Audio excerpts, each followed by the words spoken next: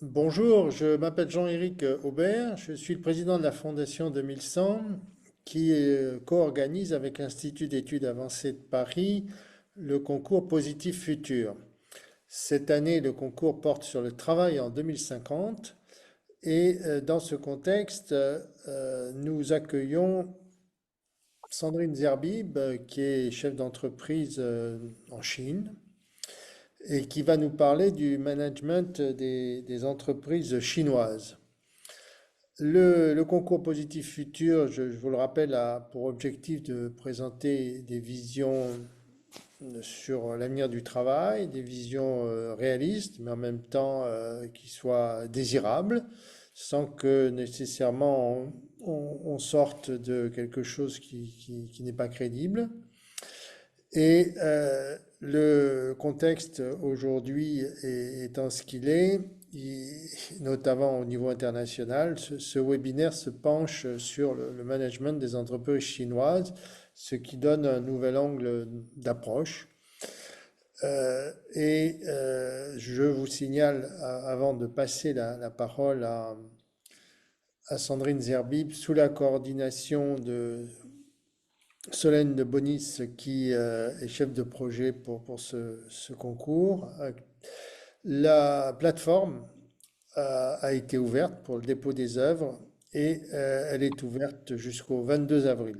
Donc, ceux qui souhaitent déposer des œuvres, eh bien, il est temps de le faire, même si vous avez encore devant vous une quinzaine de jours. Sandrine Zerbib, je vous passe la parole pour une introduction d'une quinzaine de minutes. Merci beaucoup de contribuer à nos réflexions. Merci, c'est moi qui vous remercie, Jean-Éric et Solène, pour m'accueillir sur ce webinaire et me permettre effectivement de partager ce qui vraiment relève de mon expérience, puisque j'ai vécu et travaillé près de 30 ans en Chine et que dès le départ, en fait, j'ai eu beaucoup d'interrogations. Au départ, en fait, avec une perception qui était un peu négative, parce que je ne comprenais pas pourquoi ils fonctionnaient comme ça dans les entreprises chinoises. Et au fur et à mesure que j'apprenais à mieux les connaître et aussi qu'elles évoluaient, j'ai progressivement compris les bénéfices qu'il y avait à travailler de cette façon-là et ce qu'on pouvait aussi, nous, en apprendre, en fait. Et donc, j'ai écrit avec un de mes anciens collègues un livre qui s'appelle Dragon Tactics, les tactiques des entrepreneurs chinois pour mieux diriger dans l'incertitude, et qui précisément a pour thèse l'idée qu'on a beaucoup à apprendre des entrepreneurs chinois et de nos homologues chinois en général, parce qu'ils ont développé leurs entreprises dans des conditions qui sont finalement de plus en plus celles dans lesquelles on travaille aujourd'hui. Ça paraît paradoxal, mais je vais expliquer d'où je viens. En réalité, l'idée, c'est que, en fait, si vraiment l'imprévisible et l'incertitude, qui a été leur quotidien depuis le premier jour de la création de leurs entreprises, sont devenus l'horizon principal des entreprises, alors vraiment le leader, c'est celui qui ne se laisse pas submerger par cette incertitude et qui sait diriger, et pour ce qui est des employés aussi, qui savent s'épanouir dans leur travail, quelles que soient les circonstances et quelle que soit cette incertitude. Donc, en fait, quand on observe des Huawei, des Alibaba, des Tencent, des Xiaomi, des Haier, vous voyez que j'ai essayé de prendre des noms dont, a priori, vous êtes familiers, parce que c'est toutes des entreprises chinoises qui ont su, en fait, développer leur part de marché à l'international. Et donc, plus récemment, d'autres entreprises chinoises dont vous êtes encore probablement plus familiers, les TikTok, les Shein, les Temu. En fait, on se rend compte que ces entreprises, elles ont converti la Chine à la société de consommation et elles ont conquis déjà une part du marché mondial et sont devenues en fait maîtres de la haute technologie, malgré les aléas économiques, sociaux et politiques, je devrais même dire géopolitiques, puisqu'en ce moment, vous savez que c'est au cœur des débats. Est-ce qu'on doit laisser TikTok s'épanouir en Occident ou pas? Et puis ensuite, il y a d'autres débats d'ailleurs sur Chine et Temu, qui relèvent plus de l'écologie d'ailleurs.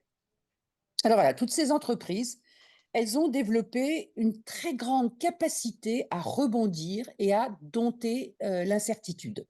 D'abord à l'accepter. Je pense que ça commence par accepter l'incertitude avant de la dompter. Et ces savoir-faire très spécifiques à la Chine, en fait, ils résultent à la fois de la culture chinoise multimillénaire, par exemple des éléments comme le confucianisme, mais aussi des conditions tout à fait particulières dans lesquelles ces entreprises ont créé et développé leur business. Des conditions, on va le dire, de chaos, d'hyper-concurrence, avec l'ouverture de la Chine, où tout le monde enfin, toutes les entreprises chinoises se sont engouffrées, où les apprentis, je dirais, entrepreneurs se sont engouffrés avec des réglementations qui changeaient quotidiennement, si ce n'est plusieurs fois par jour. Et en fait, petit à petit, ils ont utilisé le fond de leur culture chinoise pour apprendre à dompter ce chaos.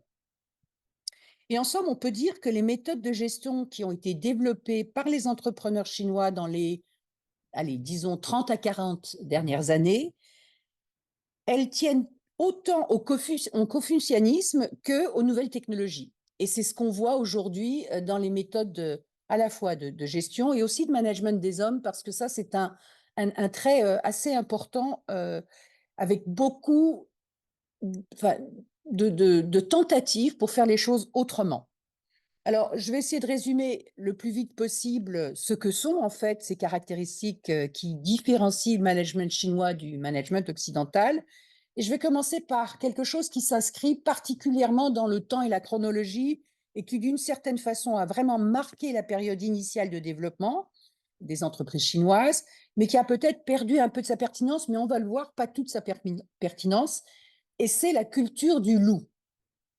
En fait, à l'époque où toutes ces entreprises ont démarré, et surtout dans la toute première génération, donc typiquement un Huawei, la concurrence était énormissime et c'était, en fait, c'était pour parler en bon français, le Wild Wild East. Donc on était un petit peu, c'est un peu la jungle, on va dire. Donc un environnement avec une concurrence très vive, une réglementation incroyablement instable, tout pouvait arriver du jour au lendemain, des consommateurs qui changeaient à une vitesse phénoménale, et tout ça donc a créé le besoin pour ces entrepreneurs de vraiment théoriser la survie.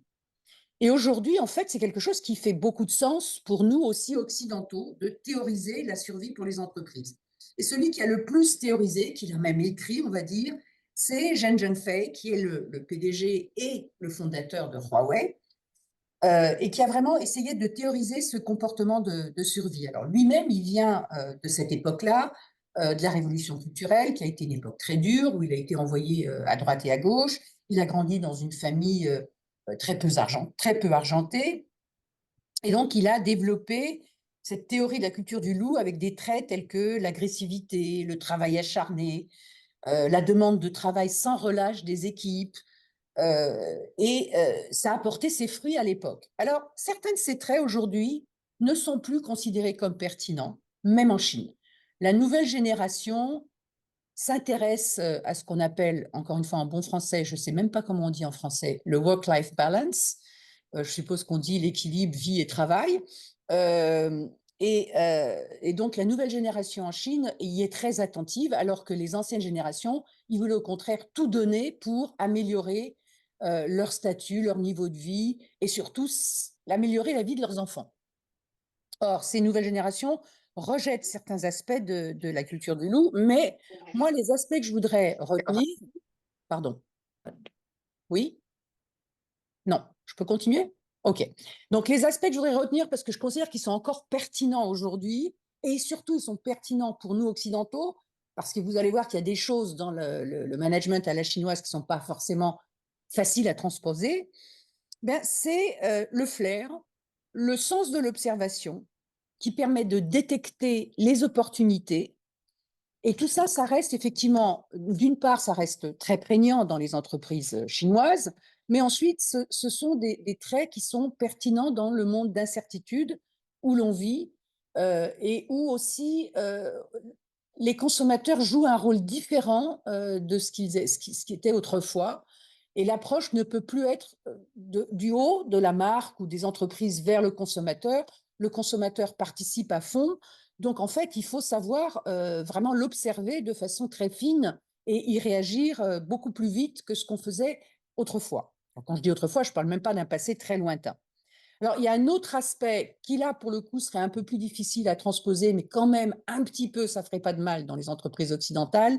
C'est un sens extrêmement aigu du collectif, qui est assez différent de la façon dont on vit et travaille en Occident, où l'individualisme est beaucoup plus poussé. Donc tout ça, ça donne à la fois, c'est au cœur de la réussite des entreprises chinoises et surtout des entreprises chinoises de première génération, mais pas seulement. Et ça a donné effectivement des méthodes de management très particulières. Donc un deuxième thème clé, c'est qui là pour le coup est totalement utilisable dans n'importe quelle partie du monde, qui est tout à fait exportable et pourtant en fait c'est pas encore exporté, on va dire, c'est la capacité à s'adapter en permanence au changement. Alors, c'est une constante. Le changement, c'est une constante. C'est une constante de la vie, du monde, mais sans même faire beaucoup de philosophie. C'est un incontournable, mais je dirais que c'est un trait de caractère de la philosophie chinoise qui est extrêmement marqué. Le fait que on considère que le monde change, que la seule chose qui ne change pas, c'est le changement, et que donc il faut être aussi fluide que l'eau pour s'adapter au terrain. Ça, c'est très profondément ancré dans toutes les théories et les philosophies chinoises. Et ça s'ancre, en fait, ce qui est intéressant, c'est que ça s'ancre vraiment dans une notion d'immanence qui est très distincte de la culture judéo-chrétienne ou gréco-romaine, qui, elle, valorise plus la transcendance.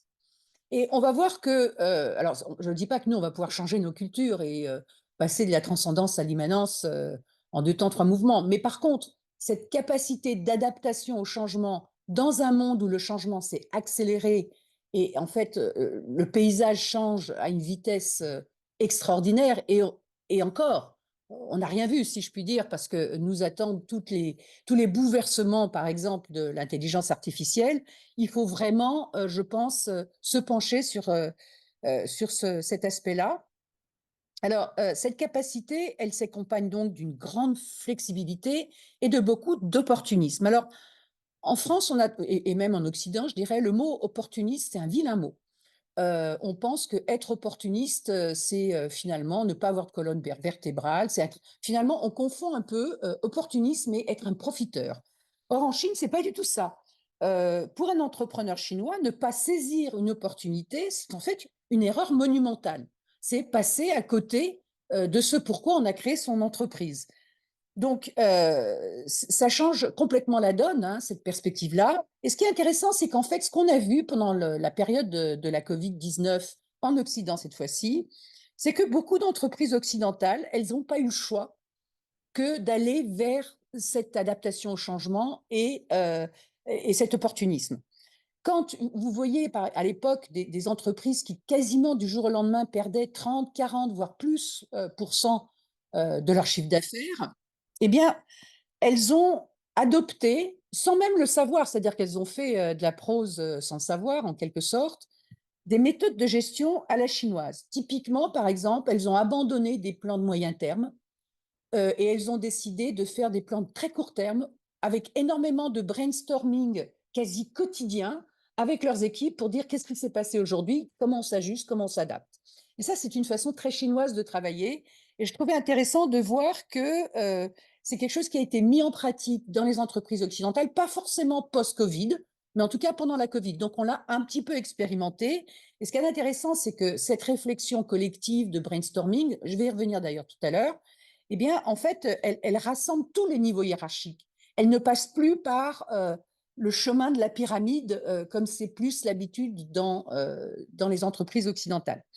Alors, le troisième thème, en fait, que j'aborde aussi dans le livre, il a trait au paradoxe entre l'extrême verticalité et l'agilité dans la culture d'entreprise chinoise. Alors, qu'est-ce que ça veut dire, ces mots-là? Ben, ça veut dire que, historiquement, je dirais que la culture d'entreprise chinoise, elle est très marquée par la culture politique, qui est une culture de l'empereur, en fait. Je ne dis pas de l'empire, mais de l'empereur, ok. Donc, de l'empereur qui a un mandat du ciel, qui a donc des devoirs. Ce n'est pas un empereur de droit divin, c'est un mandat du ciel, mais dans un sens différent de ce qui était pour nous la monarchie de droit divin, par exemple. parce que ce mandat du ciel, il lui donne des devoirs très importants. Et donc, en fait, dans dans la philosophie chinoise, si l'empereur ne respecte pas en fait ses devoirs, les devoirs liés à son mandat du ciel, eh bien, on peut le faire tomber. Alors pas dans les entreprises, parce qu'en général, là, je vous parle d'entreprises privées qui appartiennent à ces empereurs-là. Mais malgré tout, il y a une demande de certains comportements. Donc cet empereur, il a un pouvoir très très grand. La figure du dirigeant, en fait, requiert une grande obéissance et tout ce sens du collectif dont je parlais, il s'articule autour du fondateur qui donne à la fois le tempo et le tempo et la culture de l'entreprise. D'ailleurs, en fait, quand vous lisez des interviews ou des livres écrits par des fondateurs d'entreprises chinoises, ils mettent tous au tout premier plan la culture de leur entreprise. Or, ce qui est extraordinaire, c'est que cette verticalité, elle arrive à être combinée à une certaine horizontalité. Et je crois que, enfin moi, c'est vraiment un truc que j'ai voulu essayer de comprendre. Alors, ça veut dire d'abord des structures en râteau où vous avez une ribambelle de gens qui vont faire leur, je ne sais pas comment on dit d'ailleurs, excusez-moi pour mon franglais permanent, mais qui vont reporter à l'empereur. Au lieu d'avoir une structure très pyramidale, on va avoir une structure qui est assez plate et beaucoup de gens qui sont finalement en relation avec l'empereur. Et en plus, l'empereur, il ne va pas hésiter, quand il en reçoit le besoin, à passer, quand il reste à des petits bouts de pyramide, par-dessus les étapes intermédiaires pour aller dans n'importe quel niveau de l'entreprise pour comprendre en fait ce qui se passe sur le terrain. Donc, ça donne effectivement beaucoup d'agilité malgré la verticalité. Et par ailleurs, typiquement, on va avoir dans ce contexte-là la mise en concurrence d'équipes sur des projets complètement similaires. Donc, on ne va pas hésiter à dire, ben, on va mettre 2 ou 3 équipes sur le même projet, quitte à ce qu'il y ait un petit gâchis, parfois plus que petit d'ailleurs, de ressources. Mais si une des équipes, en fait, remporte le gros lot, ben, pour l'entreprise, ce gâchis de ressources, ça représente rien, en fait.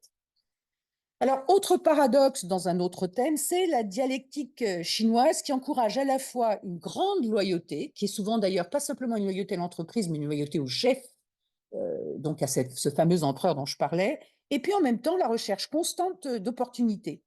Donc, à part et encore même ça a un petit peu changé, dans les entreprises d'État, on ne s'attend pas du tout à ce qu'un emploi soit garanti à vie, et on ne trouve pas que le turnover du personnel soit un gros problème. Et on ne voit pas ça non plus comme un manque de loyauté vis-à-vis du chef et du groupe. En fait, tout ça, ça tient aussi au fait que ça se rattache à la culture du clan, qui est fondamentale dans la culture chinoise. Donc, en fait, la culture du clan, elle émane en fait de la culture de la famille. La famille est au centre de la culture chinoise. La structure de la société chinoise est un reflet de la structure de la famille chinoise. Et donc, ça imprègne la façon dont cette relation entre loyauté et recherche d'opportunités se déploie dans les entreprises et chez les employés en particulier. Alors, il y a une tendance effectivement à créer des relations interpersonnelles extrêmement étroites et durables, à la fois avec ses collègues, mais aussi entre le big boss, l'empereur de l'entreprise, on va dire, et puis toutes les strates en dessous, avec un sentiment de sécurité et de fiabilité qui est d'autant plus important que la Chine n'est pas un pays où la culture de la confiance est très développée. Alors, je vois que finalement, je prends plus de temps que je ne l'avais prévu, donc je vais quand même un tout petit peu accélérer. Dernier thème, la data, l'innovation par la data. Alors, hyper important. Euh, le développement très rapide, alors moins aujourd'hui, mais sur ces 30-40 dernières années, ça a été exponentiel.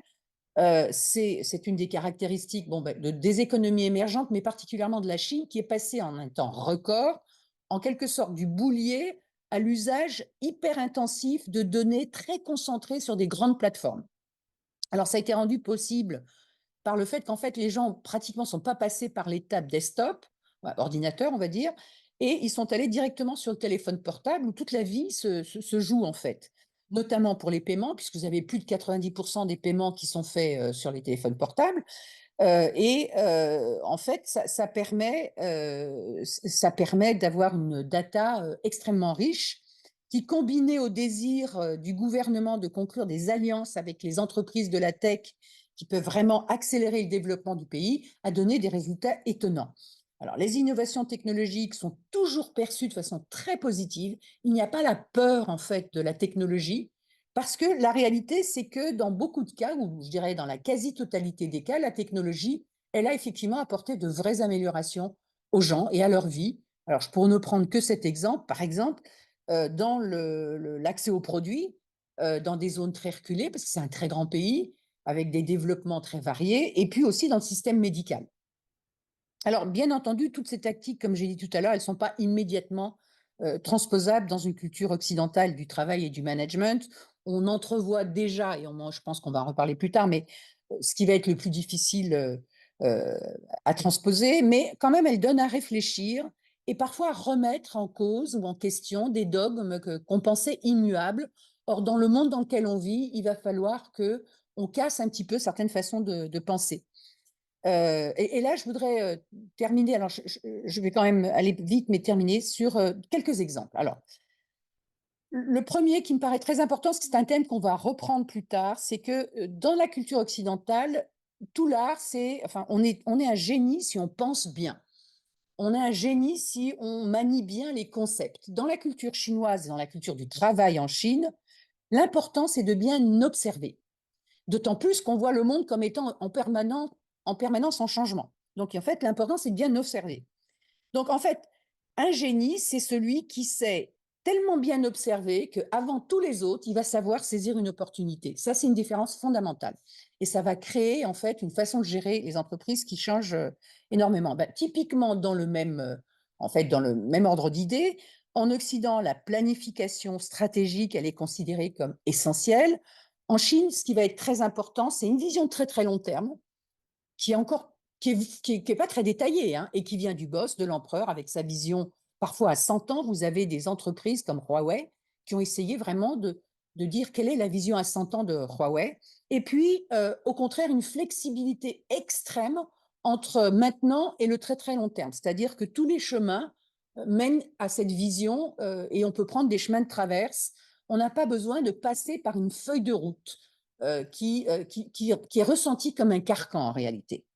Donc, une fois qu'on a une vision claire, on peut aller dans l'action et l'exécution, parce que les Chinois sont très bons en exécution, du fait de tout ça d'ailleurs, hein. On va dans l'action et l'exécution, mais pas forcément, comme je disais, avec une feuille de route préétablie. Alors, ça peut être extrêmement déconcertant, et moi, je peux vous dire que après 30 ans de Chine, je suis encore déconcertée, puisque je travaille encore avec des entreprises chinoises par cette façon de faire. Mais en réalité, c'est très intéressant et ça amène quelques résultats très probants. Alors, pour conclure cette partie, je voudrais peut-être vous donner je vais mettre des mots en paire, OK? Alors, Europe, on va dire penser, Chine, observer. Europe, planifier, Chine, changer. Je dis Europe, mais c'est Occident en fait. Europe, stabilité. Chine, entrepreneuriat. Et esprit d'entreprise, même dans les grandes entreprises. Europe, individu. Chine, collectif. Europe, grande confiance, ou en tout cas on repose sur la confiance. Chine, au contraire, culture de la confiance très faible. Et comme je disais aussi tout de suite, Europe, on va avoir feuille de route. De l'autre côté, on va avoir flexibilité absolue. Concept versus adaptabilité. Efficacité versus opportunité. Risque calculé versus survie qui nécessite la prise de risque. Et bien sûr, très important, parce que dans le travail, c'est une vraie question qui n'est pas forcément à l'avantage des Chinois, là, sur le dernier point où j'arrive, c'est Europe ou Occident en général, chaque employé va vouloir avoir une contribution et son mot à dire sur tout. Et alors qu'en Chine, on va avoir quelque chose qui est beaucoup plus vertical dans la prise de décision. Ça permet des prises de décision. Et il faut trouver un équilibre entre les deux. Ça permet des prises de décision beaucoup plus efficaces, beaucoup plus rapides. Mais à contrario, et en particulier dans l'internationalisation, on bute sur des frustrations pour les employés. Donc voilà, je voulais vous faire ce tableau général avant qu'on passe à des questions un peu plus précises que Jean-Éric veut certainement me poser. Écoutez, merci infiniment, Sandrine, pour cet exposé magistral. En fait, en quelques minutes, vous avez brossé à la fois des éléments fondamentaux des entreprises chinoises et en même temps permis de percevoir la culture qui est sous-jacente en faisant ressortir les contrastes avec notre culture occidentale. C'est absolument remarquable Merci. en quelques minutes. Moi qui ai une expérience internationale, ancien fonctionnaire international, je me rends compte de la performance et des livres que vous avez écrits sur les tactiques des dragons chinois est extrêmement intéressant et illustre dans le détail les concepts que vous avez exposés. Donc merci infiniment. La, la question qui me venait à l'esprit, c'est euh, précisément la capacité de transférer ce qu'on peut apprendre de la Chine à notre contexte occidental et aux entreprises occidentales. Mhm. Parce que précisément, il y a quand même, je dirais, cette barrière de la culture. C'est quand même pas évident parce que tous les contrastes que vous avez résumés à la fin montrent bien que on est dans deux univers mentaux différents. Donc la perméabilité est pas évidente. Cela étant, parfois la nécessité finalement de survie fait force de loi et d'une certaine manière, il y a cette barrière culturelle finit par sauter. Donc ma question c'est est-ce que vous voyez justement quand même une évolution des entreprises occidentales qui, d'une certaine manière, intègrent de plus en plus ces pratiques chinoises ou pas? Et Alors, ça dépend lesquels. qu'est-ce qui fait résistance? Je pense que ça dépend des entreprises, bien sûr. Comme je le disais, pendant la Covid, il y a eu pas mal de tentatives, d'essais ici et là. Euh, Mais ça dépend de quelles entreprises on parle, bien sûr. Et comme vous le dites, il y a des résistances culturelles. Ces résistances culturelles, alors là, ça nous protège un petit peu aussi de la concurrence chinoise. Elles se vérifient aussi quand des entreprises chinoises veulent en fait s'étendre à l'international, se développer à l'international et butent contre des aspects culturels qui sont effectivement pas transposables. Mais malgré tout, je pense que on voit dans les entreprises de la tech, de la Silicon Valley, par exemple, dans les startups, des éléments de ce que j'ai décrit dans les entreprises chinoises qui sont finalement pas si lointains. Pas si lointains, en tout cas en ce qui concerne une certaine flexibilité, une adaptation plus grande, mais tout n'est pas tout à fait filmé. Alors, je vais prendre un exemple, c'est la façon dont on travaille l'innovation. Alors, Heu, mais je pense que ça peut évoluer progressivement et parce que je vois encore une fois, il y a un certain appétit dans certaines entreprises pour aller dans ce sens-là. Typiquement, en Chine, ce qu'on appelle l'innovation, c'est pas un très grand mot. L'innovation, c'est tout ce qui est nouveau, tout simplement. Et il y a une recherche énorme d'innovation. Donc en fait, en Chine, on va avoir deux aspects qui sont différents en fait de la façon dont on pratique l'innovation, même dans la Silicon Valley. C'est d'une part le fait que l'innovation elle est incrémentale et que donc c'est petit bout par petit bout par petit bout et qu'on cherche pas à avoir un truc qui est complètement fini avant de le mettre sur le marché. Donc, en fait, c'est le marché qui va nous dire comment on doit finir le produit. Et ça, je pense que c'est pas encore là, mais ça fait partie des choses qui sont, en tout cas, en réflexion dans les entreprises de la technologie, enfin, de technologie occidentale, parce que elles se rendent progressivement compte que ça leur permet de faire des produits qui sont euh, peut-être moins finis au départ, mais qui sont plus évolutifs. Or, il faut évoluer, en fait, parce que le monde changeant très vite, il faut que le produit évolue plus vite.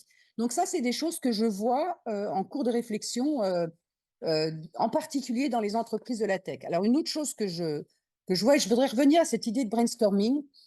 Le brainstorming, parce que je le vois aussi en application dans certaines entreprises occidentales, Et ça a été très accéléré par la Covid. Le brainstorming en Chine, c'est pas du tout ce qu'on en attend en Occident. En Occident, on pense que c'est à l'orée d'un projet, et surtout d'un projet créatif, qu'on va déployer, on va laisser vraiment s'ouvrir l'esprit créatif de quelques personnes au travers de séances de brainstorming où on va vraiment faire de la création en collectif en balançant des mots, des idées, des images. C'est pas du tout à ça que ça sert en Chine.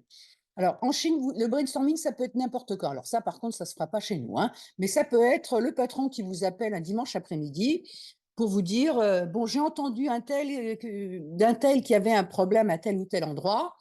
Allez, on se réunit. Et là, il va prendre des gens de toute la hiérarchie, c'est-à-dire qu'il va sauter par-dessus les strates de la pyramide et ils vont se retrouver, à peu importe le nombre, à faire une discussion qui va, d'ailleurs c'est parfois très pénible, continuer jusqu'à ce qu'on trouve une résolution au problème. Une résolution au problème qui va être mise en exécution immédiatement. Alors, je ne dis pas qu'on fait exactement la même chose chez nous, mais je pense que, encore une fois, la Covid a permis d'aller plus dans cette direction. Et même si on n'a pas vu énormément d'entreprises garder ça, malgré tout, je pense il y a eu une vraie réflexion et je pense que la Covid, avec tous les malheurs qu'elle nous a apporté aussi euh, finalement l'idée qu'il y avait des choses à repenser. Et le fait aussi, un autre aspect que je vois de plus en plus, là, aussi bien dans les grandes entreprises que dans des trucs, enfin dans des entreprises qui sont plus des startups de technologie, c'est l'idée de travailler en projet et non pas en département. Donc on va créer des équipes de projets et on va confier un projet à cette équipe peu importe d'où viennent leurs membres. Une fois qu'on a constitué ça, euh, vous, l'équipe projet, finalement, elle va avoir une méthode de travail qui est très différente de quand on travaille dans le cadre d'un département, d'une division. Ça, c'est quelque chose qui se met de plus en plus en pratique, de plus en plus en pratique en Occident également. L'organisation en râteau, beaucoup moins. En revanche, dans les startups, on voit des organisations en râteau. Donc, je pense encore une fois que là où on observe le plus de similarités avec les méthodes de management chinoises, c'est dans la technologie et dans les startups. Et puis enfin, là, c'est assez peu développé, mais je pense que là où il y a de plus en plus de réflexions autour, c'est tout ce qui va être constitution d'écosystèmes. Les Chinois, enfin les entreprises chinoises ont vraiment créé des écosystèmes. Alors là, au départ, c'était vraiment à la fois, ça venait de cette culture du clan dont j'ai parlé tout à l'heure, mais ça venait aussi simplement de la nécessité qui fait loi. Il manquait de ressources. Pour pouvoir faire face à ce manque de ressources, eh ben, on met ensemble différentes entreprises, pas forcément avec des liens capitalistiques. Finalement, on crée un écosystème où on partage, et avec le numérique, le partage est encore plus facile, on partage ses ressources pour aller plus vite et pour éviter d'investir dans tous les aspects et donc d'avoir une meilleure gestion de son investissement. Donc, encore une fois, ici et là, on voit des entreprises occidentales regarder un certain nombre de choses, s'interroger, même quand elles n'ont pas encore mis en pratique, sur des méthodes de management qui leur permettraient d'être plus adaptables au monde en changement et en transformation profonde dans lequel on est, particulièrement pour, donc, c'est vraiment adaptabilité et flexibilité, mais on est encore assez loin du compte parce que, comme vous le disiez, il y a des barrières culturelles, particulièrement autour de la verticalité et du sens du collectif. Là, on a des barrières culturelles qui sont très, très difficiles. Si on pouvait trouver un juste milieu, ce serait formidable, mais il est clair que ce n'est pas du tout acceptable pour un employé occidental. La question, justement, la question qui me venait à l'esprit, c'est, j'ai l'impression que dans le dispositif que vous avez décrit pour les entreprises chinoises, le travailleur, quelque part, s'y retrouve. L'employé, le salarié, euh, il prend un certain plaisir, si je puis dire, à son travail et par les performances qui sont accomplies par l'entreprise, finalement, il trouve une forme de récompense et en même temps de dynamique personnelle. Alors que si on transpose les principes de management chinoises dans nos entreprises occidentales, peut-être c'est précisément au niveau des employés, des salariés, des travailleurs qu'on risque de rencontrer le plus de résistance. Est-ce que vous partagez ce point de vue ou Alors, pas? j'allais vous dire oui et non. Bah, évidemment, je vais vous faire une réponse de Normand, hein, ça. Oui et non, et je vais vous dire pourquoi oui et non.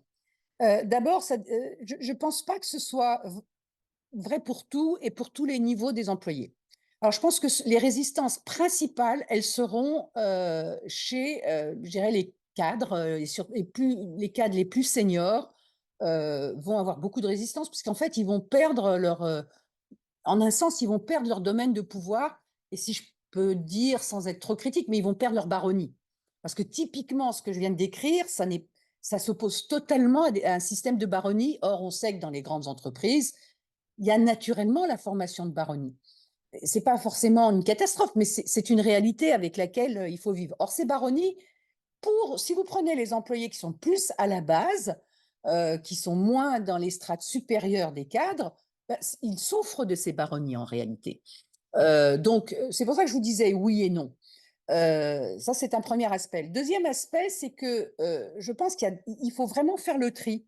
C'est-à-dire que le souhait, parce qu'en Chine aussi, il y a des frustrations chez les jeunes, faut pas croire qu'il n'y a aucune frustration, mais là où c'est le plus frappant, puisque je travaille parfois avec elles, avec ces entreprises chinoises, c'est quand elles viennent, par exemple, en Occident et qu'elles doivent recruter des Occidentaux. Là, vraiment, elles butent sur un problème, c'est que la verticalité, c'est quelque chose qui n'est pas du tout acceptable en Occident. Vraiment, c'est le point, je pense que c'est le point d'achoppement le majeur.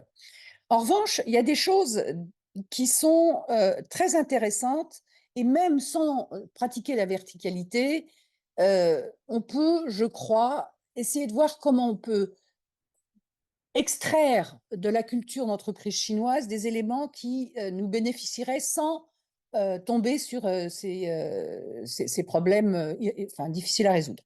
Et là, je vais vous parler, par exemple, des relations émotionnelles au travail. Je pense que dans les grandes entreprises occidentales, d'abord, on a beaucoup moins de fondateurs. Et là, je pense que c'est déjà aussi un point de différence, c'est-à-dire que dans les grandes entreprises où vous avez encore un fondateur présent, on s'approche beaucoup plus du management à la chinoise, y compris dans la verticalité. Je ne vais pas citer de nom parce que bon, mais je pense que tout le monde peut penser au même. Mais aujourd'hui, la plupart des grands groupes, c'est des groupes qui sont gérés par des managers professionnels, donc qui n'ont pas cette impulsion culturelle, je dirais, et émotionnelle dans l'entreprise. Et du coup, il y a quelque chose de froid et un manque d'émotion dans le lien.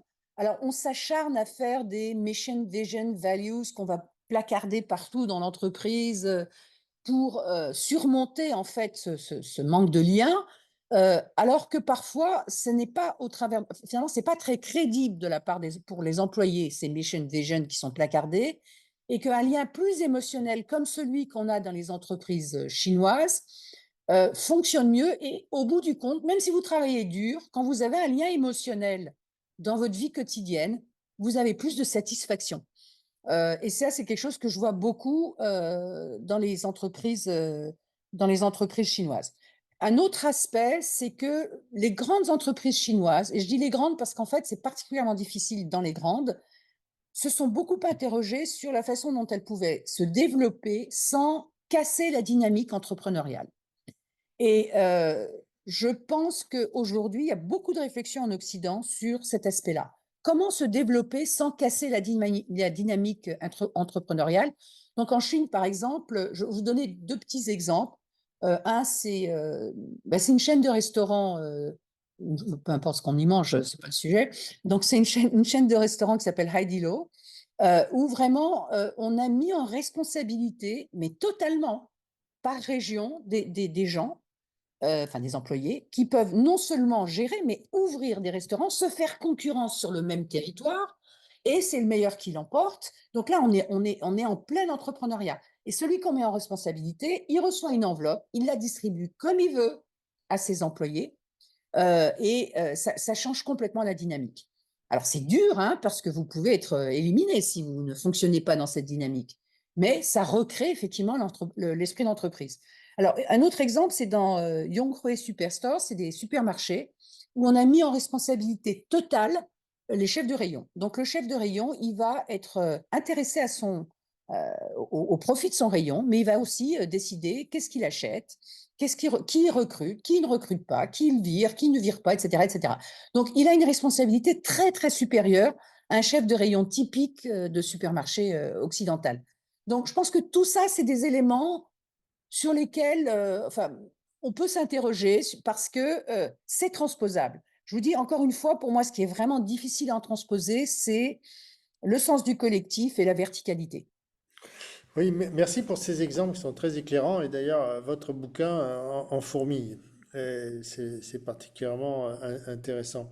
Mais alors, la question qui peut se poser, puisque c'est enraciné dans la culture, ces différences, et qu'au centre de la culture, il y a la famille, à ce moment-là, la question qu'on peut se poser, c'est est-ce qu'il y a une évolution dans les structures familiales chinoises qui ferait que ces éléments progressivement pourraient, je dirais, se dissiper, ces éléments qui ont procuré ces avantages comparatifs à la Chine, pourraient-ils se dissiper du fait de l'évolution des structures familiales et rapprocher de ce fait, je dirais, le management à la chinoise du management à l'occidental, y compris avec ses inconvénients, hein, je parle du management à l'occidental, puisqu'on perdrait ces structures familiales si fondamentales. Et ça renvoie à ce que vous évoquez aussi de l'équilibre travail-loisir, etc., le work balance qu'on évoquait tout à l'heure. Comment vous voyez justement cette Alors, évolution-là? je trouve cette question absolument fascinante et passionnante parce que je voudrais voir ce qui va se passer. J'ai pas, mais je vais vous dire ce que je vois, mais je veux dire, j'ai pas vraiment la réponse parce qu'on va voir comment ça va se passer. Alors, heu, contrairement alors vous savez, les Chinois, ils vous disent toujours: «Ah oui, mais nous, c'est pas pareil, on a le sens de la famille». Puis petit à petit, vous voyez sur les 30 ans que j'ai vécu en Chine, que petit à petit, en fait, les choses vont dans la même direction. C'est-à-dire qu'autrefois, les vieux étaient jamais mis en maison de retraite, aujourd'hui, ils sont mis en maison de retraite, que les jeunes n'ont plus envie de vivre à 3 générations sous un même toit. Alors, attention, si vous allez dans des villes, un peu plus traditionnelles, moins émergées, on va dire, ou je sais pas comment dire, moins émergentes que Shanghai et Pékin, vous avez encore beaucoup de gens qui vivent à plusieurs générations sous un même toit, et cetera, et cetera. Donc oui, il y a des évolutions extrêmement fortes, de la structure familiale et de la structure sociétale en général. Malgré tout, et c'est pas propre à la Chine parce que, en fait, vous regardez des économies, plus développées, je veux dire qui ou développées de plus longue date comme le Japon, le sens du collectif, c'est asiatique, c'est pas juste chinois. Donc malgré tout, en fait, ce sens du collectif et ce sens en un sens de la famille, même si les entreprises pardon, même si la structure familiale évolue et que de plus en plus on voit des jeunes qui sont pas si différents des nôtres, eh bien malgré tout, il est profondément ancré dans la société. Ça s'est vu d'ailleurs pendant la covid sur le niveau d'acceptation. Alors en Chine, c'était exceptionnel parce qu'on leur a fait vraiment manger des couleuvres, mais dans toute l'Asie, il y a eu un niveau d'acceptation de contraintes qui était très supérieur à ce qu'on a eu en Occident. Donc je dirais que c'est vrai et pas vrai. Donc il va falloir voir à terme comment, jusqu'où ça va aller ces modifications.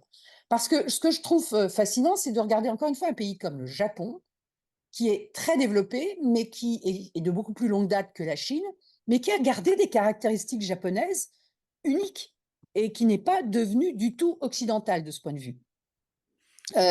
Voilà, donc je pense qu'on va voir où ça va. Il y a des choses qui vont changer. La première chose qui a changé, c'est le goût du travail acharné. Donc en fait, ça, c'est déjà du passé, même en Chine, hein. Mais malgré tout, le sens du collectif, l'émotion par ce qu'apporte le groupe, donc que le groupe, ce soit la famille ou que ce soit autre chose, ça reste, je crois, une donnée tellement, je dirais, constitutive de la culture asiatique que ça, je ne le vois pas vraiment changer. En revanche, ce qui va être aussi très, très intéressant à observer, c'est comment ça va se passer quand on sera à la deuxième, troisième, quatrième génération. C'est-à-dire que les fondateurs vont, à un moment donné, passer la main, pas forcément à leur famille. Et là, la question va se poser, comment on va pouvoir maintenir une certaine culture d'entreprise sans trop de déperdition? Alors, il y a quelque chose de concomitant, c'est aussi le vieillissement rapide de la population chinoise. Oui. Parce que le renouvellement à 1,1 enfant par femme, ça le fait pas. Et c'est Non, quand même un renouvellement beaucoup plus faible qu'en Occident, même si c'est on vrai. se Ouais, dirige vers cette direction. Alors, qu'est-ce que ça veut dire, ces valeurs que vous venez d'évoquer dans un pays qui vieillit à vitesse grand V? bah, alors, c'est la grande question. Mais la première chose que ça veut dire, c'est que la Chine sait qu'elle ne va progressivement plus pouvoir bénéficier de ce réservoir de main-d'œuvre qui a été vraiment à la base de sa croissance exponentielle des 30 à 40 dernières années. Donc, en fait, être l'atelier du monde, ça fait un moment qu'elle veut plus l'être parce qu'effectivement, il n'y a plus cet avantage chinois. Et donc, c'est la technologie qui doit résoudre beaucoup de problèmes. Et en particulier, la robotique, l'intelligence artificielle. Pour ce qui va être, et donc, la technologie aidant, on va pouvoir maintenir des aspects culturels. Enfin, ça paraît paradoxal, mais je pense que la technologie aidant, en dépit du vieillissement de la population, on va pouvoir maintenir certains aspects culturels et on va pouvoir aussi maintenir la productivité. Parce qu'en fait, on n'aura pas le choix. Et on va pas simplement la maintenir, on va l'améliorer. La productivité en Chine, elle est faible. Elle est faible parce qu'il y a beaucoup, beaucoup de gens. Mhm. Alors effectivement, ça va permettre de maintenir d'une certaine manière le modèle chinois. C'est pour ça Mhm, qu'ils mettent le paquet, si je puis dire, sur la absolument. technologie, la recherche, la science, l'éducation. Mais alors, j'ai une dernière question, toujours en relation avec cette culture chinoise et les avantages comparatifs que ça peut présenter euh, pour euh, face aux grands enjeux du siècle, qui sont le changement climatique, la révolution technologique et le basculement du monde, je dirais, qui donne un avantage à la fois aux pays du Sud en termes démographiques à long terme, Mhm. et dans lequel aussi on voit l'Occident contesté avec un recul sur le plan géopolitique. Donc là, par rapport à cela, la vision à très long terme des Chinois, euh, conjuguée avec cette flexibilité adaptable au jour le jour, Mhm. est-ce que vous ne croyez pas que là, franchement, c'est un avantage comparatif très nettement à l'avantage, si je puis dire, des Chinois par rapport à l'Occident? Ou Ah est-ce bah, que par rapport à ces enjeux, comme le changement climatique, la révolution technologique et le basculement du monde, est-ce que finalement, cette vision à très long terme et cette flexibilité à très court terme, c'est secondaire?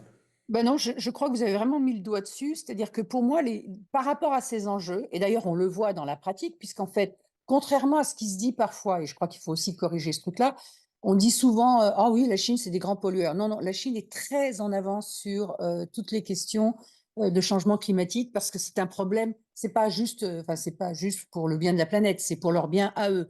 Le problème, il est très, très palpable en Chine, encore plus que chez nous.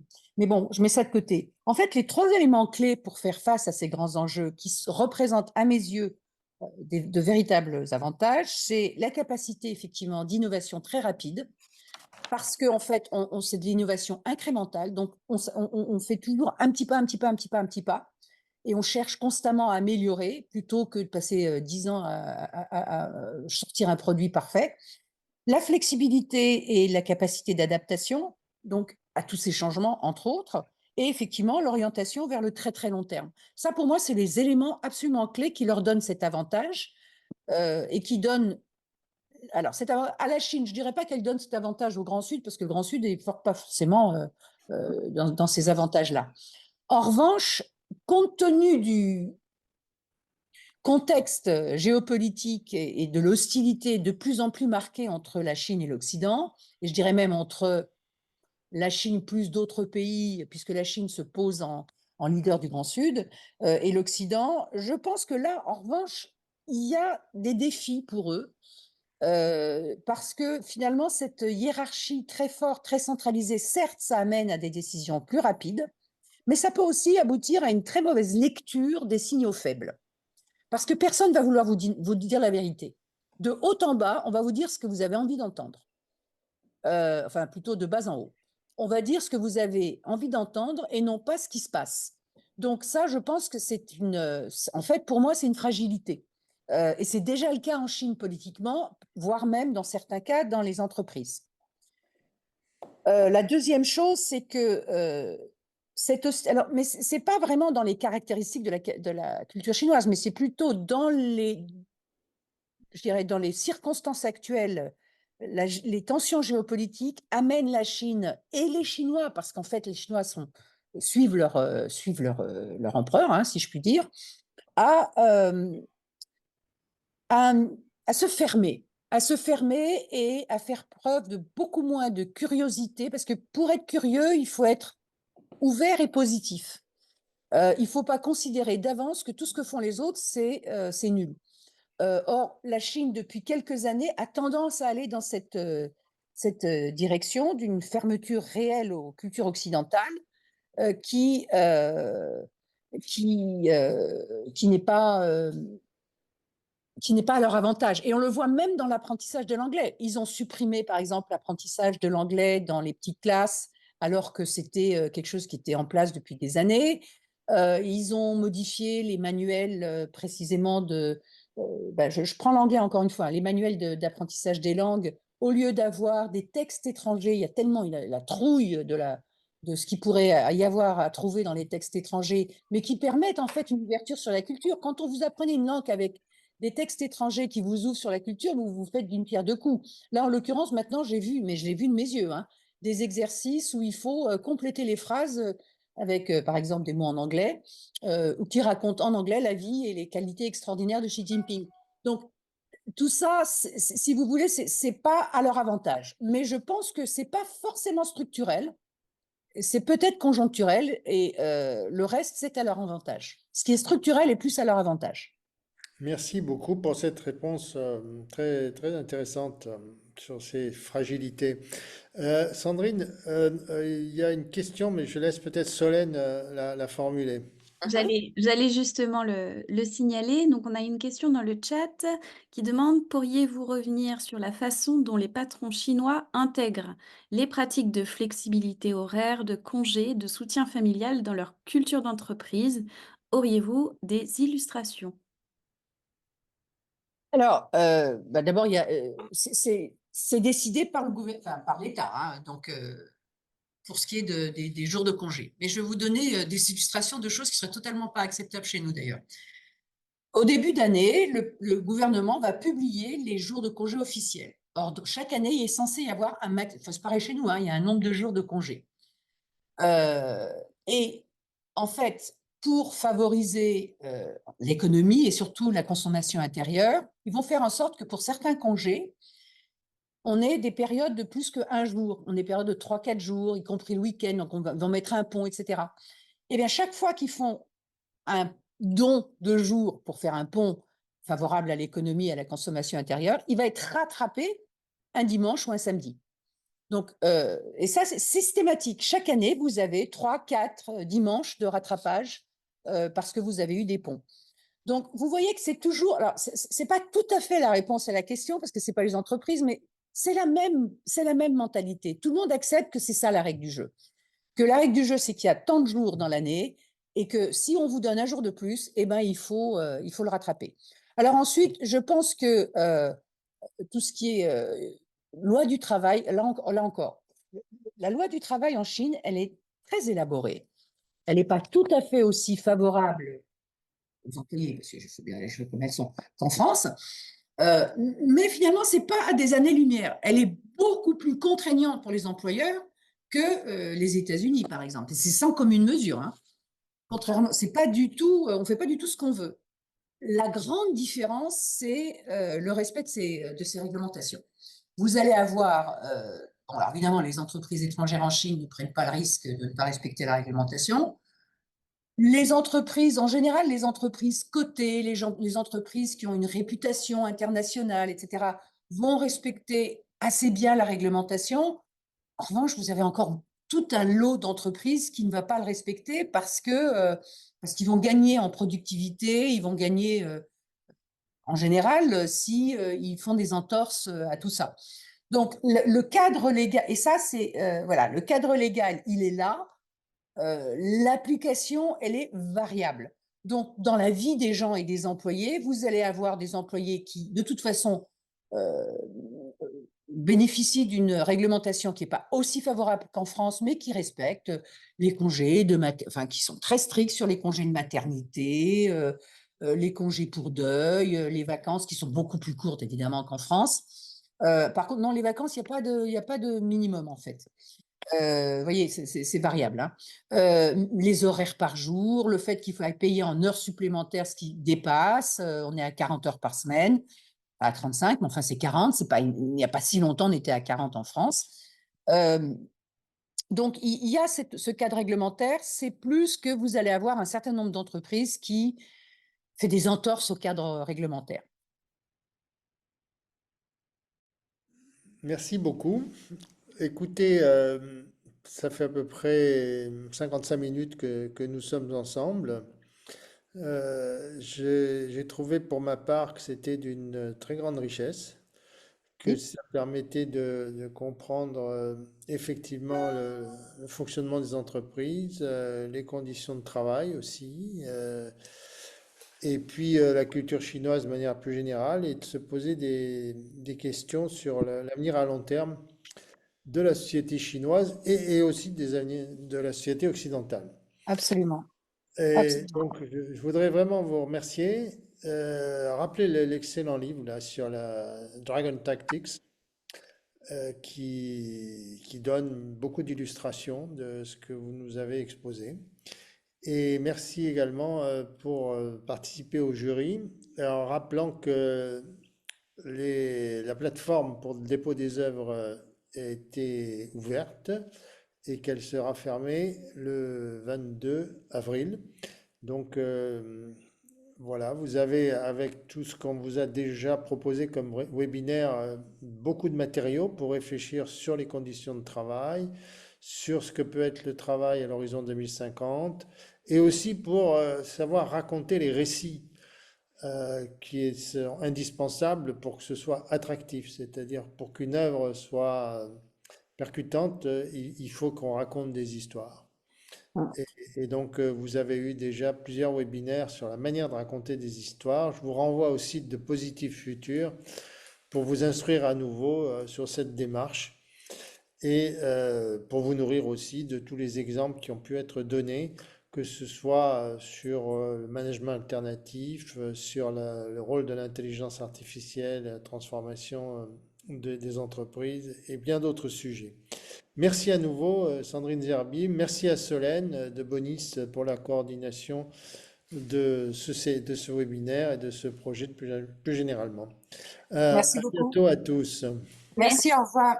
Merci beaucoup, merci à tous et on vous donne rendez-vous aussi pour le tout dernier webinaire de Positif Futur qui aura lieu la semaine prochaine, donc le 10 avril, sur lequel on va parler un petit peu de la BD avec un autre membre du jury de Positif Futur, le dessinateur Fix, avec le webinaire et si on racontait le travail en BD. Voilà, je vous souhaite une bonne journée. Merci à vous, merci beaucoup Sandrine. Merci.